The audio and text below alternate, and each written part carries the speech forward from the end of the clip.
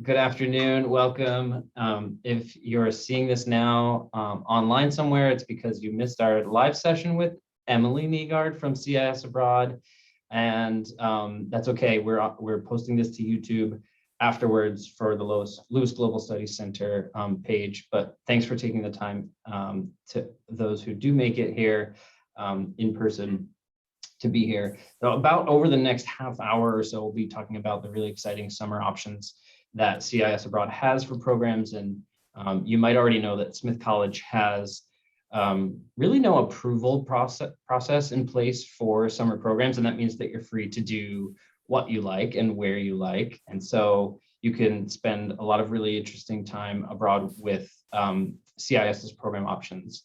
Like I said, I'm joined here today by Emily Nygaard, and she's going to give you her unique perspective on the programs. Emily, I think your title has shifted 3 times maybe since we were together, but you're now the Assistant Vice President of Partner Communications at CIS Abroad.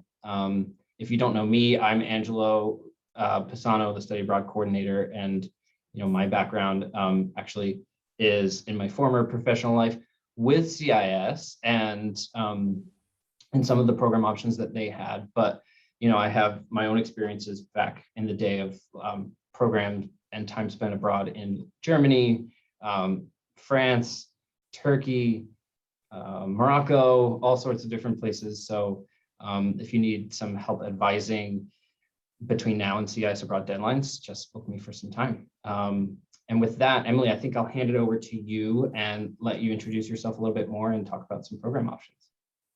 Awesome. Thank you, Angelo. Hi, everyone. My name is Emily Nygaard. As Angelo said, I'm the Assistant VP of Partner Communications. What does that mean? I work with students in study abroad offices across the U.S. to figure out programs that are a good fit. And so this presentation here, what I'll do is I'll tell you a little bit more about CIS Abroad. I think it's important to know when you're comparing options, like who are these people? What are they doing? So you can compare. And then I'm going to do like some featured programs for summer. It's definitely not our whole list, but it might get the wheels turning. And then if you guys have questions, we can certainly do those too. You'll see this QR code throughout. If you want to get on our email list to get updates on like different programs, deadlines, scholarships, you can scan that. There's more throughout. So if you don't grab it now, it's no biggie. But that will get you on a list, which is a really good resource if you do end up having questions once you do start to do your research. So who am I?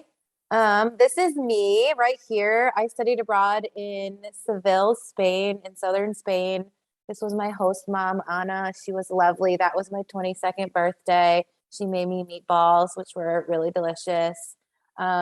This is me again. I was on site in Barcelona with CIS Abroad students for 6 weeks, about 5 years ago now. So that's me exploring Barcelona. So yeah, I studied in Spain. I went back and I lived a year in Spain. So I'm really excited to talk to you about our options today. So CIS Abroad, we're actually based right down the street. We used to be right in Northampton, like right next to the Smith campus, next to the Academy of Music. We are now in East Hampton. I don't know how often you all make it to East Hampton, but we're in one of those cool, like renovated mill buildings.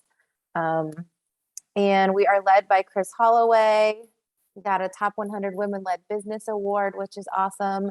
And we really believe in our values. So our vision is to spark growth, create a more connected and compassionate world where everyone can achieve their potential. And you can see some of our values here: fun, trust, passion, change and growth, cultural curiosity. And we really try to instill those values in everything we do, our programs, how we work with students. How I'm going to kind of frame this presentation is kind of on these 4 different pillars. So value, support, culture, and academic relevance. So we offer great value. What does that mean?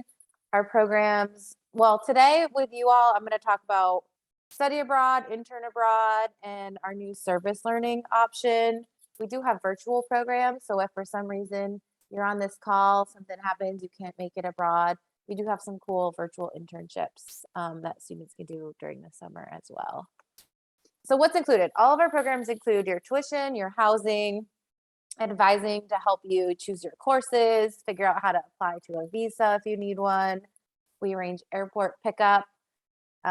We have different cultural activities that we call the local life, and medical insurance, which does include some covered quarantine costs if you have to isolate due to COVID. So that's something that's good to know. And then, of course, if you're studying or doing an internship, you'd like to earn credit. So that's included as well for most of our programs. We have interns, and the way our internships work is they span 21 career fields. So instead of saying, oh, I am a women's and gender studies major, we want you to try to think about the career field that you might be interning in. So, okay, I really want to work within that area, but in journalism or marketing or health. So this is a way to think about where we really pride ourselves on helping students get ready for their career and career readiness. So these are the different fields that we have for internships. So for summer 2022, this is the list of countries where we have programs. Some have both study and intern, some just have study, some have service learning. Our website has a really good, like, comprehensive list. If you go to the programs, there's an open for summer 2022 link that will pull up the whole list, but these are the countries. I mentioned this new service learning program. So this program is in Thailand. You earn academic credit through a course taken on our online platform, which we call Minerva. We have a new platform. Minerva was the goddess of wisdom, I am told. So that's where we do our online teaching. So this course is taught by our VP of Academic Affairs, Dr. Jen Engel, and these are the sectors available. So education, community development, sustainability, public health and well-being, women's empowerment, human rights and welfare. So you're in a placement, you're working within the community, and supplemented by that is the curriculum. And you can read more about that on our website. And we also have some micro credentials available. And I'm going to talk a little bit more about those in a minute.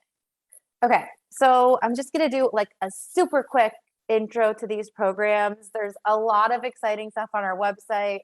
On our YouTube channel, you can read more videos, housing tours, student interviews, stuff like that. But these are like the basic info you need. So Summer in Barcelona, we offer a few different schools that you can take courses from, but for both of them, you can do a homestay or live in an apartment.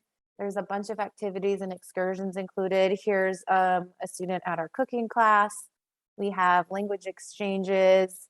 There's a cool like movie night on one of the castles in Barcelona. There's just like a lot of really cool activities. You can take courses in English, so you don't have to speak Spanish.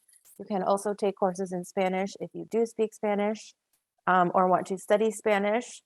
And there's a wide array of courses. So business, econ, international relations, humanities. So I'm going to skip over to, so if you choose the Barcelona School for International Studies, there's a June term, a July term, or you can combine them. So with all of our summer programs, some of them, they start at about 3 weeks and go up from there, but some students combine them for multiple sessions. So there really should be an option to fit any kind of schedule. I know some students maybe have an internship at home. So maybe you could do an earlier June option or something like that. These are some sample classes. So I tried to pull sample classes for each of these just to kind of give you an idea. Gender studies from an intersectional perspective, digital photography, Spanish, The next school in Barcelona, the next university is Universitat Autonoma de Barcelona. They have one term for this summer. It's 6 weeks, basically all of June and half of July. And here are some sample classes there. There's art classes, there's business classes, HR.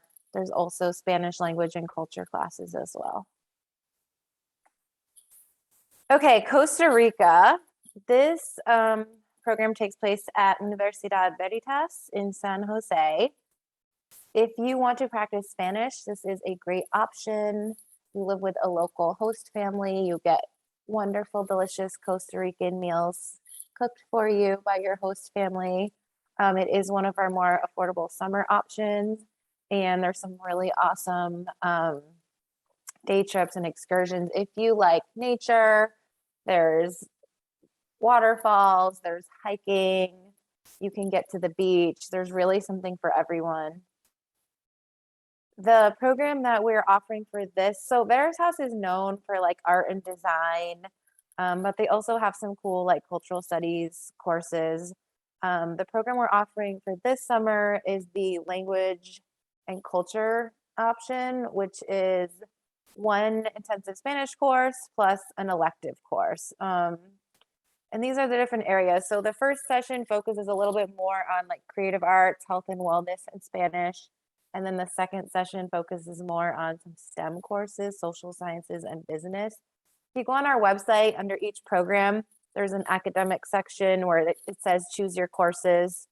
And you can like scroll through the course catalogs. But here's some sample classes that I thought looked super interesting. Intercultural communication, sustainable development, environmental awareness, stuff on food systems, architecture, Wildcats of Costa Rica. Sounds like a good way to spend your summer. The Wildcats one drew my eye, Emily, but also the studio art, basic principles of drawing 5. Those are tough courses to find. So I'm not sure if anyone on the call is a studio art major, but for those interested, that could be a really good option to plug in. Yeah.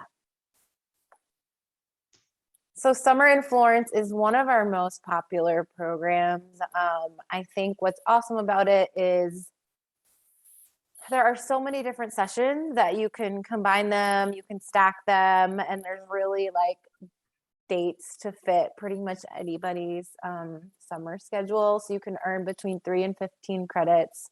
There's a wide range of courses. You're living in Florence. We actually have 2 housing options now. We have what we call the student hotel, which is what it sounds like. It's a hotel.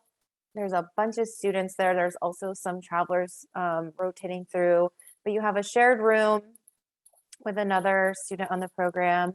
You have shared bathrooms, kind of like dorm style. And then there's a gym in the building. There's a shared like kitchen area. There's lounge study area. And there's a rooftop pool, which is ridiculous, but so amazing. In Florence during the summer is a great time to take advantage of that. So there's pictures of that option on our website. There's also apartments. So kind of centrally located in Florence throughout the city. You can live in an apartment. It's a cool way to see like how people live, because in your apartment building, there'll be elderly people, there'll be families, there'll be other young professionals. So it's a great way to kind of see how those Italians live their lives and adhere to quiet hours at certain times of the day, I will add. So like I mentioned, here's all the sessions. You can see all the dates on our website, but they start, I think, at the very end of May and pretty much go throughout the summer. This was a group of our students, I think this fall. You can see they're wearing their masks. When they arrive, we do like a local orientation and a tour of the city, so you can kind of get your bearings. Some sample classes in Florence. I think this food, health, and wellness one might be new. Looks really interesting. Travel photography, graphic illustration. There's some really great marketing classes, like some related to food. Florence also, sometimes there's like accessories design. If you're into fashion, there's something that will be a good fit. and some are in South Korea. So there's actually two options in South Korea. One is fully in Korean. Um, and you can read more about that option on our website. This option, I think, would probably be appealing to more people if you don't already speak Korean. It's a really interesting format. So the first week, you're in quarantine in your quarantine housing when you arrive per like government regulations, and you're doing virtual learning through Kyunghee University in South Korea in Seoul. And week 2 to 3, you're still virtual learning, but you moved into like the student housing with other students. Throughout this time, week 2 to 3, you're also, you have your city tour, you're getting some activities provided by CIS Abroad and the university. And then week 4, your course is done. And this is when CIS Abroad really does a focus on activities, doing some day trips. So it's almost like a mini like traveling program for that week where you get to see a whole bunch of the country. So it's a new model, kind of working with COVID, trying to figure out, but South Korea is so popular. We wanted to be able to offer an option. So I think this is really cool. And the courses look really awesome. So these are just some samples I pulled. There's business classes, environmental studies, gender studies, pop culture. I think it's going to be really cool. Emily, can I ask you about South Korea? You mentioned quarantine during the bit about insurance as well. So that seems like it's really well covered there. Smith has a super interesting exchange program, but we've been asked to limit the students participating this year to 4. So we always get more applications than that. And I can see your option being a really good outlet for students wanting Korean language instruction. Awesome. Yeah. I mean, this program, so yeah, the quarantine, like that part is built into this program. Yeah. I should clarify with the insurance is like if you get COVID while on site and have Okay. to isolate or quarantine, I think it's covered up to a certain amount. So there are like different regulations, but we try to be pretty clear. And obviously regulations are always changing, but if a country requires quarantine upon arrival, like you should have a pretty good idea of what the fee is up front. And some programs like this one, we built it right into the cost. Okay. But yeah, it's definitely evolving all the time, or it shortens or it lengthens, or there's no quarantine, but we keep you really up to date. Your program coordinator, that's their job to make sure you know what to expect as you prepare. So we're going to talk a little bit about support. We are known for our commitment to diversity, equity, inclusion. We do like ally training, LGBTQ plus ally training as a company, and for other international educators. We have some different like identity specific advising resources. We've done some work on how to be like authentic in our marketing.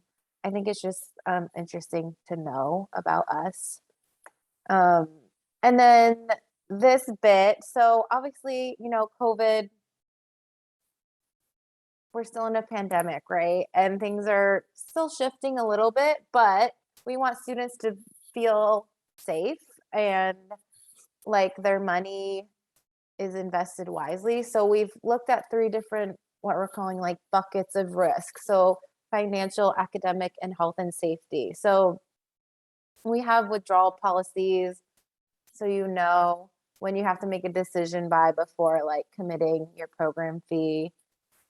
With the academics, if something were to happen and COVID spiked, hopefully there's not like a new crazy variant, right? But say there was and you were abroad, we've made sure that all of our partners would be able to offer a virtual, like continue your course virtually. So you'd still be getting credit, so you don't have to worry about that. And then health and safety, we've instituted a lot of different like specific risk management plans. For example, how many students are in a room? What does airport pickup look like? Different things like that. And we have a whole like FAQ COVID section on our website too, if you are curious about that. But we have been sending students throughout the pandemic successfully, for sure. And then financial aid, scholarship. So we have several scholarships and grants that you can see on our website. Some of them are identity-based, like there's a student of color scholarship, there's a first-generation student scholarship. Pell Grant recipients can receive some different grants. There's a passport and a flight voucher. So definitely check those out. And the way those work is, and all of our application processes, I can tell you a little bit about. So if you find a program you think is a good fit, there's an apply now button. There's a $90 application fee. This is different from when you were there, Angelo. It's a fee now. So you pay that, you get access to your student portal, and then there's a checklist of all the things you have to do. And we try to keep it pretty simple. So it's, your emergency contact information. We need an electronic transcript. We have some demographic questions. And then there is an opportunity there to apply for the scholarships within your portal. So you kind of self-select which ones you're eligible for. And it's a pretty brief statement. We don't want it to be hard. We don't want it to be a barrier. And that's where you apply for those. And then we review those, and there's an award date, and you can find that on our website when that comes out. Okay, culture. So we mentioned these local activities, and we really want to be intentional with it. So we want to engage you as students with the local culture on a deeper level. So we've developed what we now call the local life. And this is new since you are here too, Angela. We have this cultural curriculum that you do on Minerva, on our online learning platform, that the goal is to increase cultural awareness, sensitivity, understanding, and empathy. And the way we do this, there's a few different areas, but our site directors work on organizing these activities and through different lenses. So we look at food as culture, history as culture, language as culture, sports and celebrations, and then art, music, media, and entertainment. So yes, it's great. Okay, a cooking class, but what does it mean? How can you learn more about the country beyond just like learning how to cook this red sauce in Italy? So why is this red sauce in Italy important? Like, how is it related to history? Why is it this region that uses this type of tomato? Stuff like that. So it's really combining like the culture so that you can learn more about the location where you are. And I will just touch a bit about academics. Obviously, if you're studying abroad, you want to earn credit. I think the really cool thing about studying abroad is you can, delve into topics that maybe aren't offered at your institution, or you can learn about them in a different way from faculty members that just have different backgrounds and experiences. So we work with a wide range of institutions, small private ones, large research universities, a few study centers.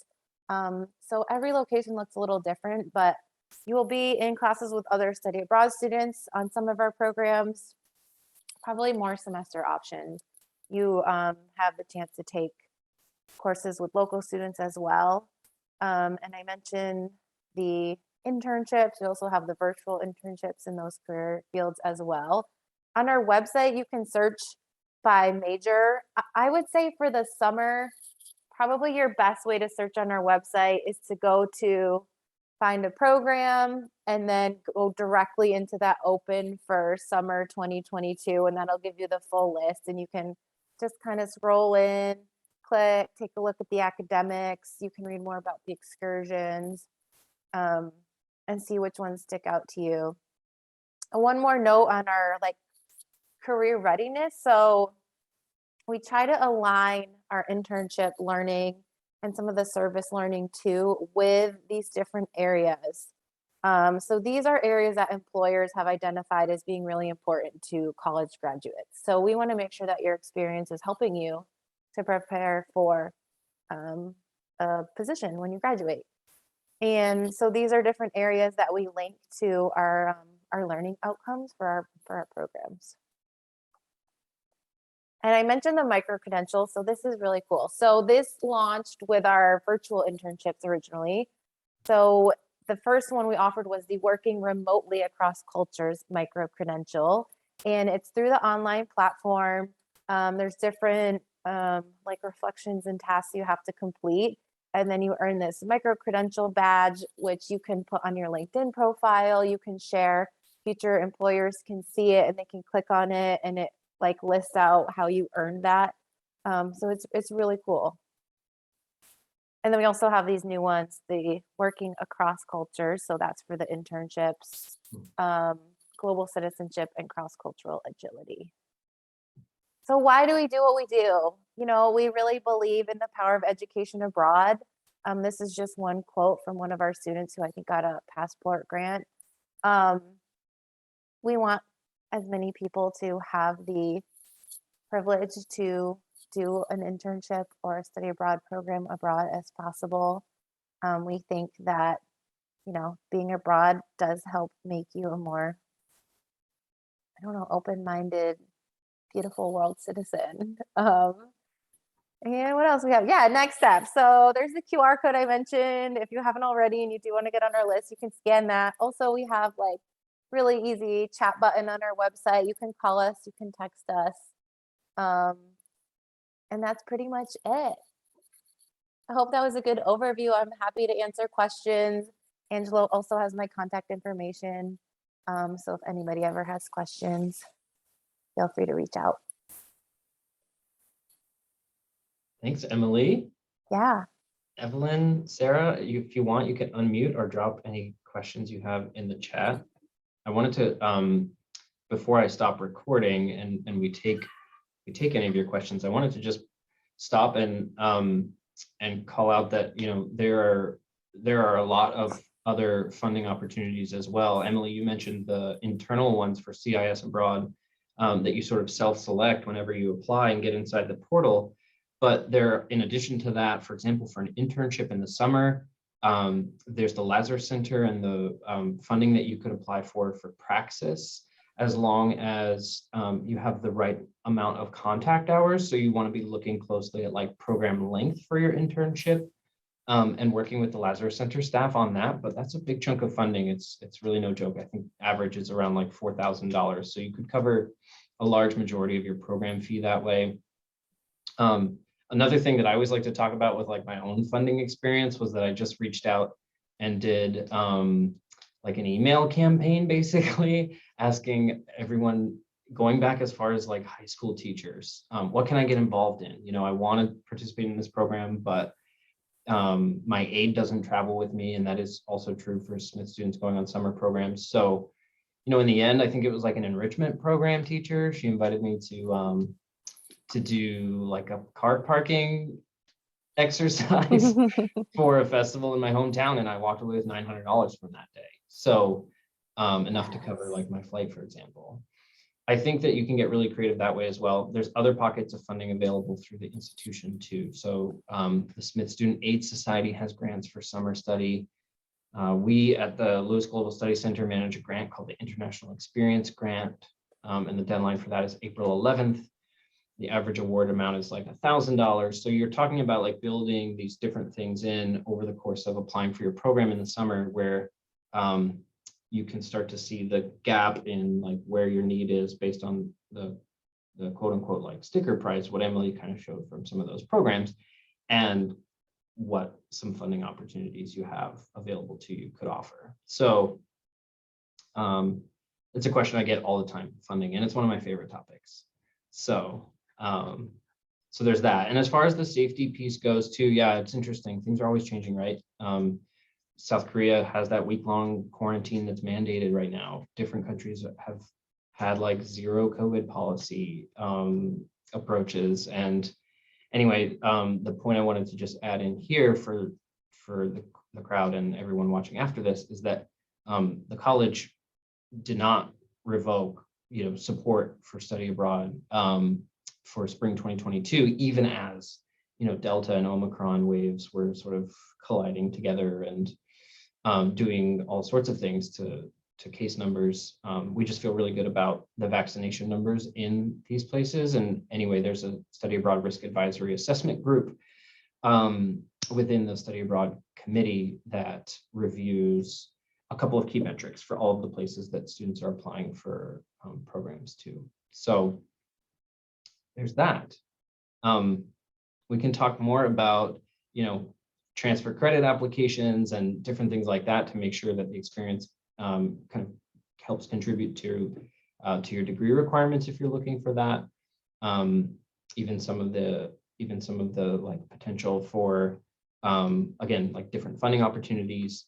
There's a lot that I haven't mentioned. So if you want to book me, you can find my page on the About Us page on Study Abroad. Now, I'm going to stop there and allow Evelyn and Sarah to chime in with any questions and stop recording. Thanks.